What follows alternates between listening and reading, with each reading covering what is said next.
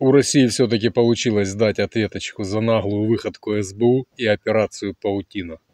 Ответ был поистине по-российски мощным. Они запустили по Украине орешник. От орешника содрогнулся... Нет, не Украина и не весь мир. От орешника содрогнулся Казахстан.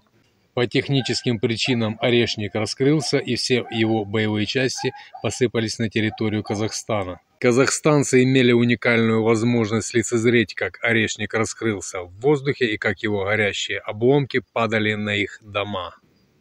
И, естественно, казахстанцам и россиянам пытаются втереть, что это были астероиды, которые сгорели в плотных слоях атмосферы, но астрономы всего мира такую версию не подтвердили. Но тут с этим все нормально. Россияне поверят даже во вторжение Таноса, чем в то, что аналоговнетная ракета развалилась в воздухе.